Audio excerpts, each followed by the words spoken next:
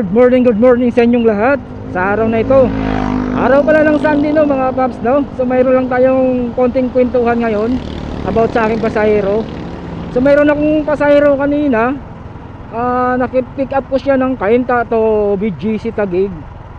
So ngayon mga paps, na-drop ko naman si ma'am at okay naman po yung ano namin, smooth transaction at nihatid ko po siya ng ligtas. So yung mga saklap lang doon mga paps ay tumawag sa akin after 3 minutes at nagtanong sa akin na yung bag niya daw naiiwan sa GB box ko sa likod. Yun, may mga box sa likod no. So yun, at nagtanong siya sa akin mga paps na nandun daw yung wallet niya sa cellphone. So yun, doon na nagsimulang tumibok yung puso ko mga paps sa sinabi ni ma'am.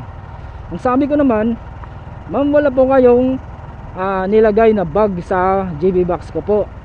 Ang alam ko po, sumakay kayo sa akin, nagbayad kayo kaagad para dire-diretso na po kayo kasi nagmamadali kayo no ma'am.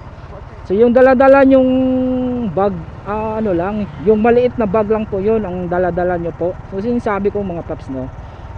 So una, hindi talaga siya magpapatalo mga paps kasi hindi niya daw nakuha yung bag niya sa GB box ko. Ang sabi ko naman, i-double check nyo muna ma'am sa inyo, sa bahay nyo po, baka naiwan nyo lang po.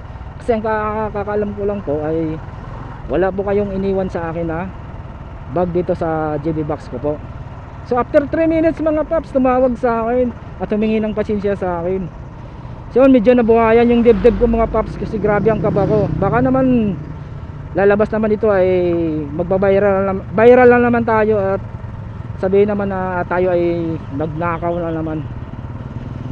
So maging aware to sa lahat ng mga kapwa ko riders, lalo na sa mga laging naglalagay ng gamit ng ating mga pasahero sa likod dito sa box natin. Yun lagi nating tandaan mga paps, nakapadelikado at nakakakaba talaga yung pangyayari na yon. So ayaw ko nang maulit po yon. At simula ngayon, yung camera ko na pang adventure, yun na po yung gagamitin ko po sa pagbibideo ng aking pasahero. Mulang pag pick up at saka pag drop off, kukuhaan ko po ng video yung aking pasahero no mga paps. At ito yung mga paps, yung box natin. Ayan, dito nakipagtalo si ma'am na dito niya daw nilalagay yung bag niya kanina.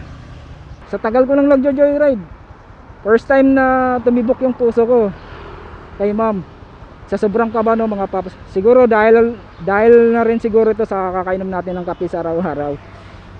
So ito na lang mga paps no, hanggang dito ko na tatapusin yung aking video. Peace out, ingat kayo palagi.